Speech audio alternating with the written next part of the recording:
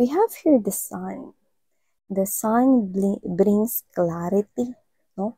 The sun portrays right here the clearer version of everything. Pwedeng katotohanan, truth, revelation, or ano man yan, no? And the sun, followed by this three of coins energy, something positive here. There's something here positive. And whatever the situation is, this is workable, no? Or parang this is something here, no, na posibleng dapat mong makita. But you need to get up into a higher place, no? Like, let's see. Tignan mo tong bangko na to. Patungtong ka dito sa bangko na to, no? Like, bangkito kind of thing. 'Di ba? Parang for you to be able to witness this clear revelation or for you to be able to get that mas malinaw na vision no kailangan mong tumungtong sa mataas na lugar. Di ba kapag nasa mataas kang lugar, nakikita mo ng malinaw yung mga nasa ibaba. So parang meron ditong kailangan mong makita no in a bigger picture. And that's what we're gonna find out.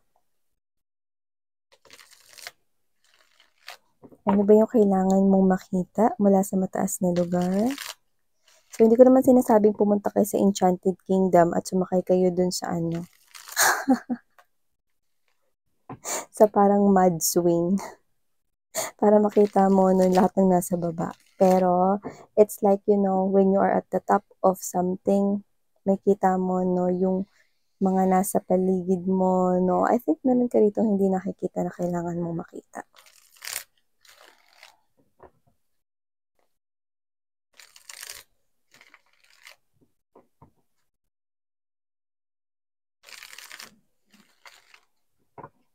Okay, so let's go ahead and find it out all together.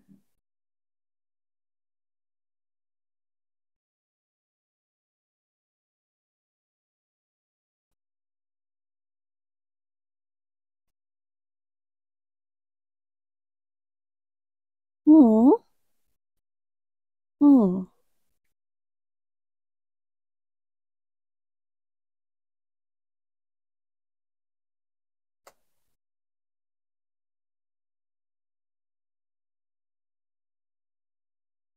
Okay, so ilatag na muna natin lahat mga babes, no? Bago natin tuluyan na i-read ito at kumuha ng iba pang mga informations here para sa'yo. So,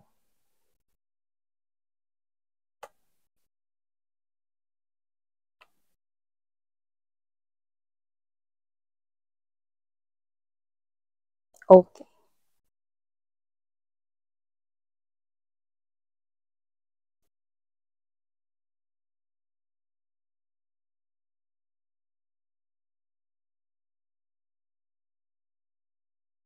Hey there, Mommy Loves Collective. Maraming thank you po sa inyong lahat. No, collective means all signs, no? Sinabi ko kasi mga babes, yung iba sa ating mga viewers, no, hindi alam yung collective readings, no? They're asking if is this for a specific sign. So, kapag collective readings, no, for all signs po yon. Ano man ang zodiac sign mo, welcome ka dito. Just take how this resonates, okay? Remember that this is also timeless at wala tayong gender here. So, babae, lalaki, LGBT, lahat kayo welcome. Pwede nyo rin i-flip yung roles. It is possible, no? Kaya naman mga babes, no? Piliin mo lamang yung mga mensahe na mag-resonate sa'yo. Yan. So, maraming salamat sa support ng binibigay ninyo, no, sa lahat ng channels ko, sa mga nasa The High Priestess Tarot at nandito sa Dalnim, yan, no, at sa lahat ng channels ko. Thank you so much mga babes, no. Hi and hello new subscribers. Nga pala ako po si Yan. Welcome po kayo rito tuloy-tuloy. At sa mga returning subscribers and viewers ko, thank you so much sa inyong lahat, no. So yun nga, no, just take how this resonates, okay? So here, yeah, I've heard the Page of Pentacles energy, King of Wands, Two of Wands right here, Three of Swords, Seven of Cups energy. What does that mean, Miss Yan? Well, if this is your reading, meron kang tinitingnan sa malayo, pwedeng literal na malayo, like long distance, no? Meron kang tinitingnan, minamahal, tinatangi na malayo sa yung literal, pwedeng nasa ibang lugar, nasa ibang bansa, nasa ibang malayong lupalop, no? Mula sa iyong kinaroroonan or lokasyon. Pero yung iba, pwede naman na hindi ito literal na kailangang mag-travel at literal na lokasyon na malayo. Pero yung iba, no, maaaring ikaw to na kaya mo rito na-describe, no, na tinitingnan sa malayo kasi ikaw to, no, napakiramdam mo, no, hindi mo siya abot kamay. Lalo na kung reading mo to at nalalaman mo na meron siya ritong ibang tinitingnan. Maaaring updated ka or maaaring, alam mo yon, no, nakasubaybay ka rito, no, sa kung ano nangyayari sa kanyang life. Pwede rin naman na nakafollow ka sa kanya ritong any social media platforms, no, like let's say Facebook, TikTok, what else? Instagram, no? Ano man yan. So, whatever the case may be, no, pwedeng may alam ka sa nangyayari sa kanya. Especially if this person here, no, is pwedeng katrabaho mo, pwedeng kapitbahay mo, no? Pero yun nga, no, doesn't have to be the case. Basta you are having this information and maybe you have here a source.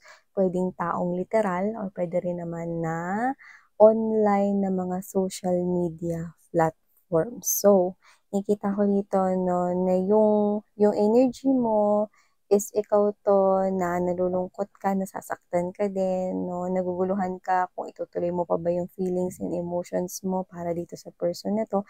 By the way, if age is being significant here, I think yung taong nagugustuhan mo, no, is lumalabas bilang matured guy or matured woman, pwedeng by age, mas matanda siya sa'yo, but doesn't have to be. Pwede rin naman, no, na mas matured lang siya in some way.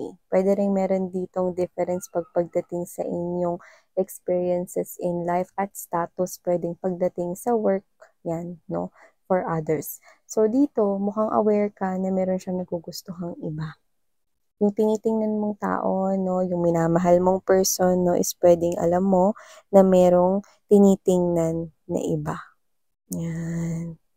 Kaya ikaw to na parang hindi mo alam yung gagawin, no, pero nakikita ko rito, no, kung 50% ang kalahati ng 100%, yan, no, quiz pala. Please get 1 4 sheet of yellow paper. So, kung ang kalahati ng 100% ay 50%, nakikita ko, no, na 75% ka na, no, dun sa desisyon na iniisip mo na susuko ka na lang. Yan. Dahil ang alam mo ay may nagugustuhan na siya ritong iba, or alam mo na meron ditong parang umaaligid-aligid sa kanya. Yun ang nakikita ko rito. Yan. So, parang balak mo na lang isuko yung person na yan at i-give up na yung fight.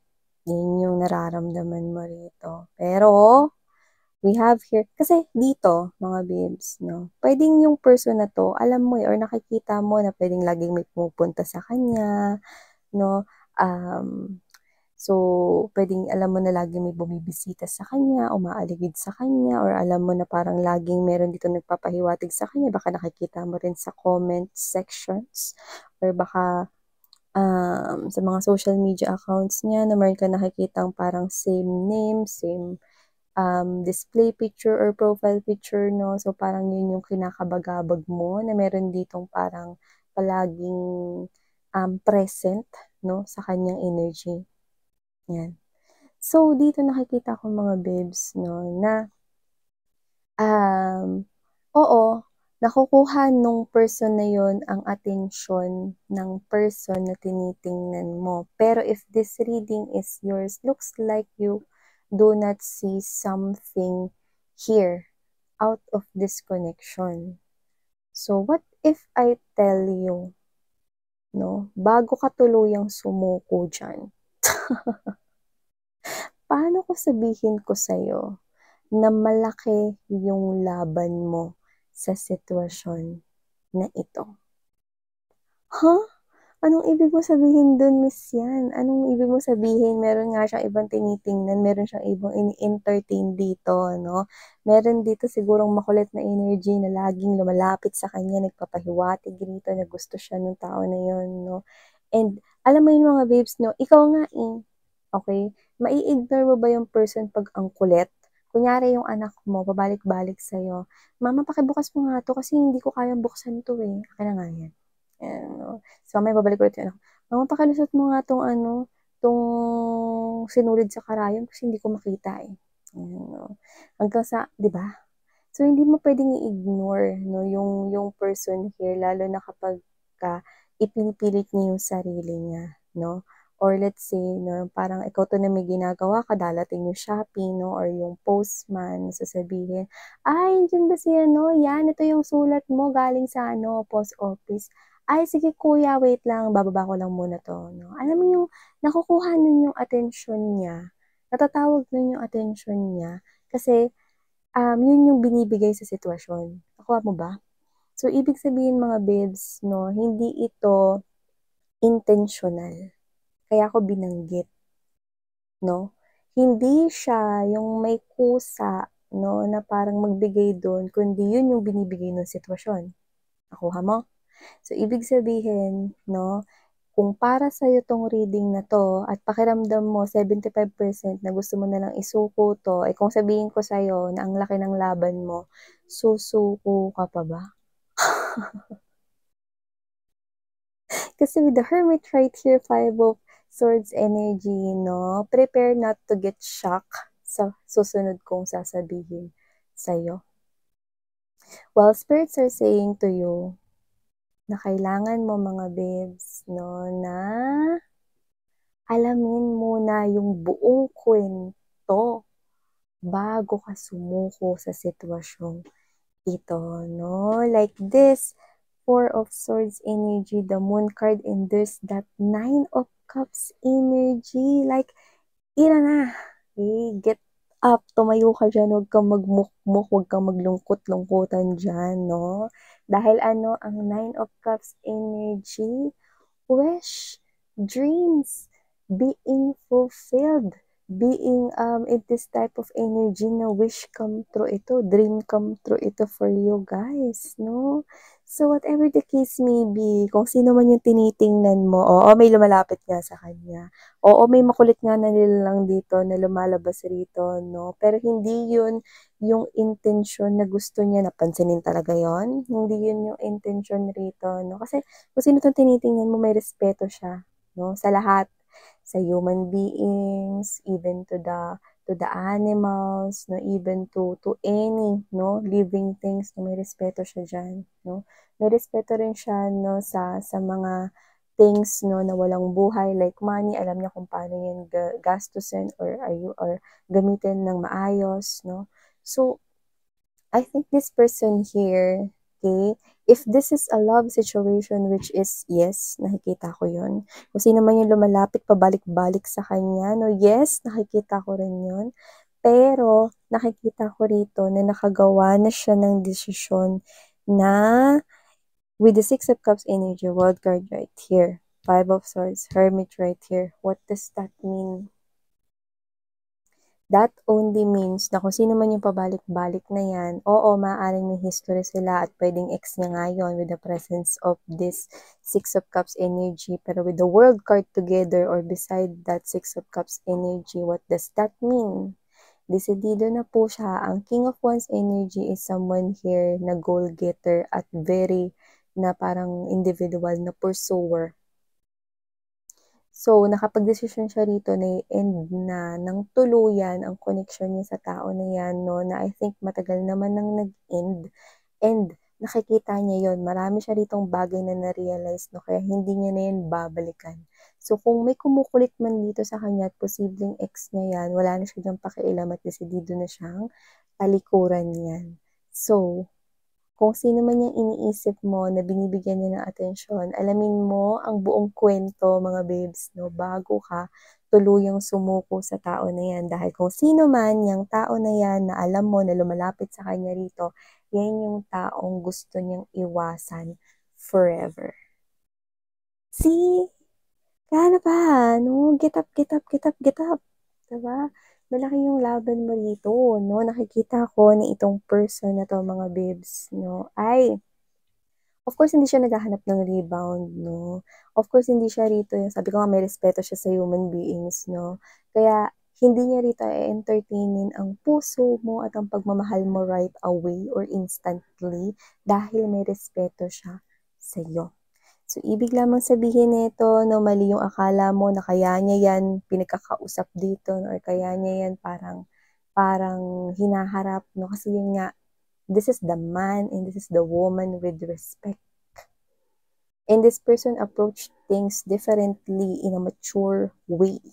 Mature way. So, ibig sabihin, no, this person here, pwedeng kinakausap niya, no, pinagsasabihan niya, no, sarado ng mundo ko para sa iyo, at hindi na ito magbubukas pa kailanman para sa iyo.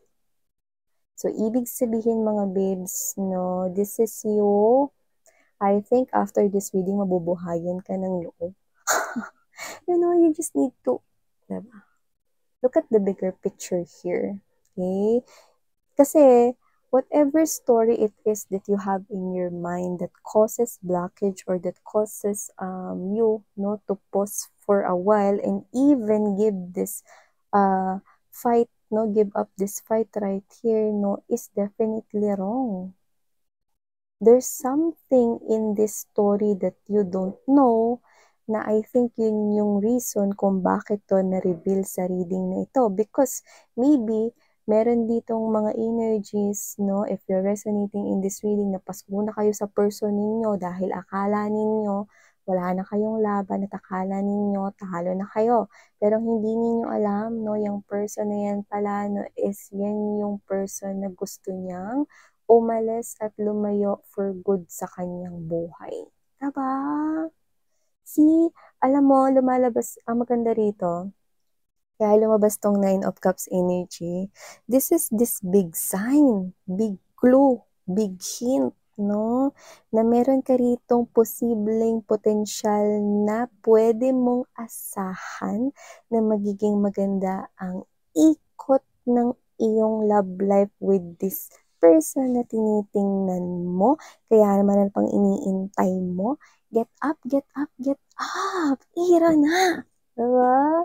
So whatever the case may be, go ahead and do some actions because I'm seeing wish fulfillment for you. Positive ito. Diba? Taray.